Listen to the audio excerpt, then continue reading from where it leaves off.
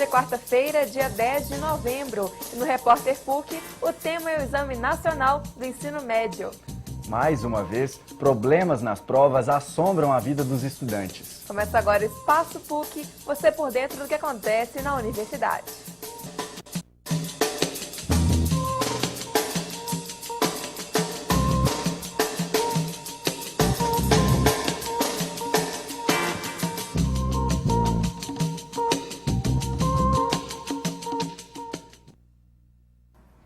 Olá! Ao todo, 8 horas e meia de prova. Um final de semana muito esperado pelos estudantes, mas que teve um desfecho preocupante. Problemas no cartão de resposta, vazamento do tema da redação e questões repetidas. 21 mil estudantes podem ter sido afetados por erros cometidos na elaboração do Enem.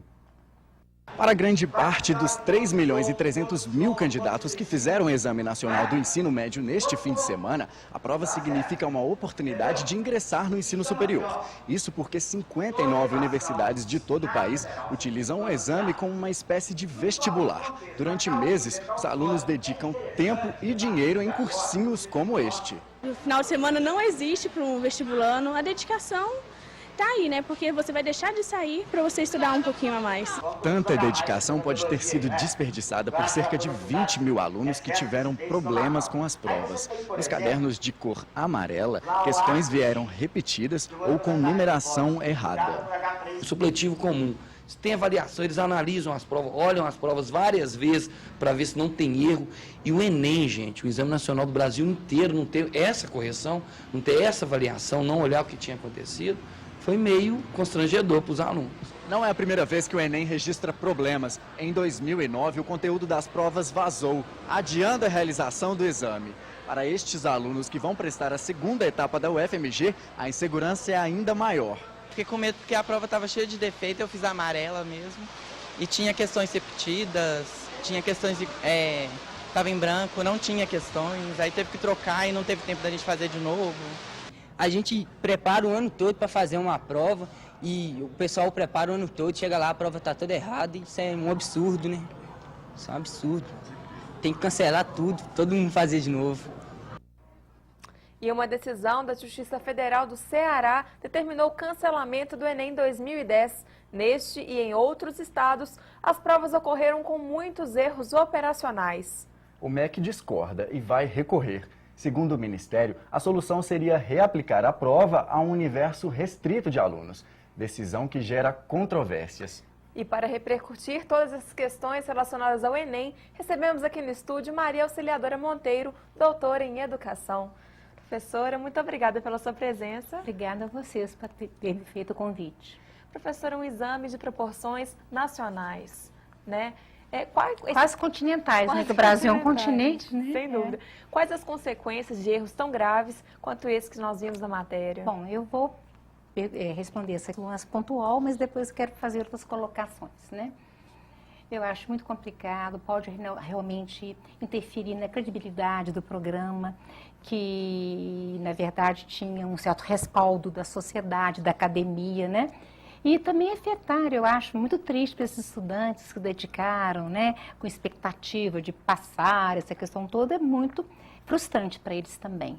Ocorreram vários erros, vários equívocos, mas eu quero também colocar aqui a dificuldade de um programa, de um exame, né, que abrange um contingente muito grande de alunos. E, quer dizer, mesmo a questão de rever provas, essa questão toda, não pode muitas pessoas se dedicarem a esse trabalho, porque com perigo de vazamento de questões. Eu, particularmente, depois eu vou falar mais um pouquinho sobre essas questões, mas eu acho que o Enem deu muito certo enquanto exame de avaliação do ensino médio. E, eu, particularmente, também eu não era muito a favor dele se constituir como uma etapa das universidades federais ou estaduais, ou até substituir mesmo o próprio vestibular. Porque as universidades públicas, né, elas tinham toda uma experiência, uma cultura de aplicação de prova, de elaboração, eles tinham todo um staff experimentado nisso, sabe? Experiente nisso, e dava muito certo, anos e anos de história de aplicação. Sabe, o que eu acho errado, achei muito errado, o Enem se transformar, né, num instrumento único ou parcial de adentramento na universidade. É muito difícil se controlar esse número imenso de alunos, né, postulantes. Então, eu acho que, enquanto a avaliação do ensino médio deu muito certo, na medida em que passou a ser o quesito principal, né, o único de entrada no ensino superior, que os problemas começaram a aparecer de uma maneira, né, muito preocupante. Professora, corre o risco dos alunos que se preparam o ano todo e percebem esses erros, são erros que acontecem, já estão acontecendo de uma forma recorrente, pelo menos no ano passado, neste ano novamente, 2 anos consecutivos. acontecendo o erro de novo. O aluno pode ficar desestimulado ou descrente com a educação e pensar, meu Deus, o Enem talvez não seja a melhor das alternativas. Eu acho sim, que na verdade isso pode levar o aluno a ter esse tipo de pensamento. Mas eu penso até que o governo federal, algumas indicativas, eu tenho relações com as pessoas, dos gestores, né, de acabar com essa questão do Enem, né? Eu acho que agora tem que resolver esse caso, está aí, tem toda uma expectativa, né? Mas o Enem voltar a ser avaliação, como eu falei, do ensino médio. Eu quero dizer também que, né, eu tenho anos de prática, de experiência, de formação em educação, que eu acho que a educação no Brasil está se transformando numa cultura de desempenho.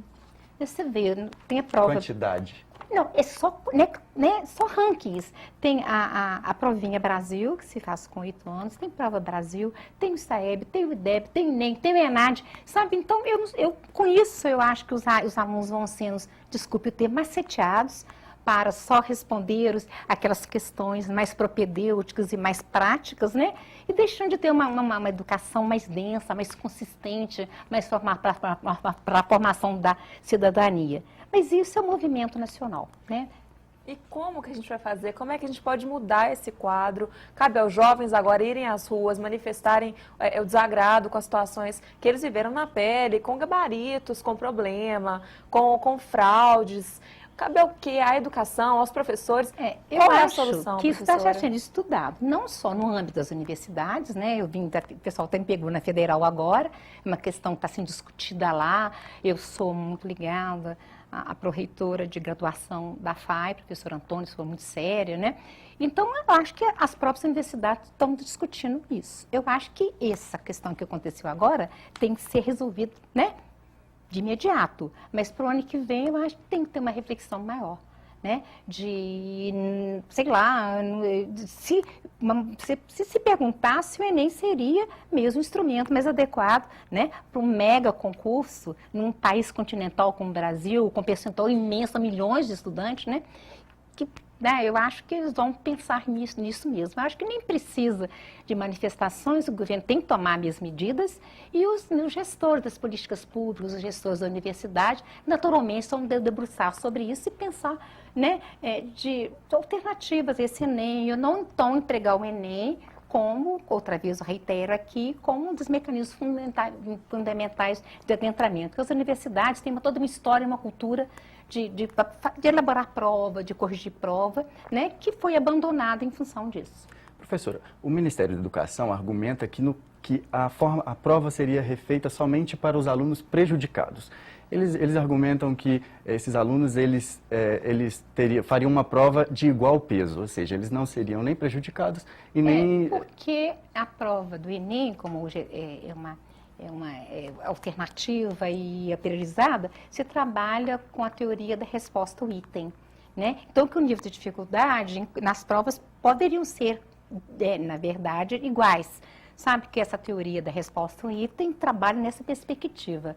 Agora, tem questão do tempo também, né? Que às vezes gerou com essas tantas controvérsias, tantos problemas que tiveram, as pessoas ficaram, né, prejudicados, mesmo os alunos que não tinham caderno amarelo, né?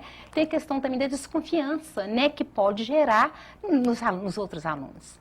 Então, eu acho que o erro está feito, sabe? Está aí um problema que tem que ser resolvido da melhor maneira possível, mas eu acho que a credibilidade do exame, sim, ele foi abalada.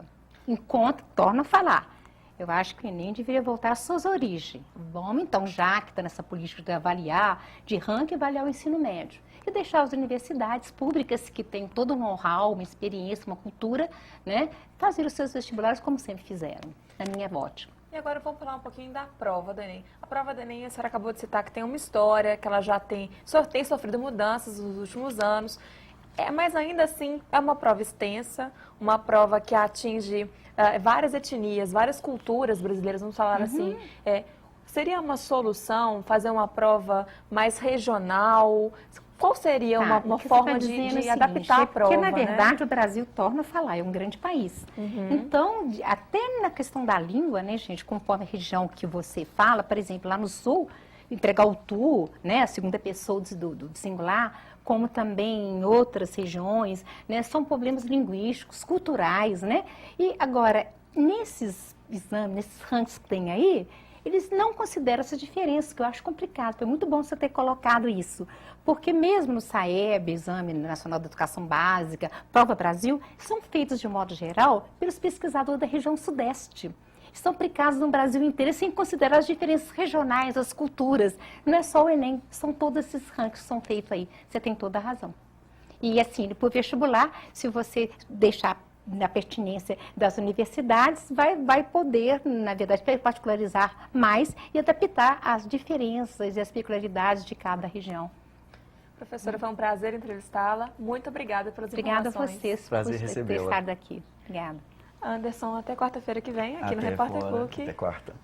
O Espaço PUC fica por aqui, mas você continua com a gente pelo e-mail, que é espaçopuc@pucminas.br. E amanhã nós estaremos de volta, ao vivo pela PUC TV, às 17h30, com reprise às 8h30 da noite. Agradeço muito a sua companhia e até a próxima. Você quer falar uma coisa, acho que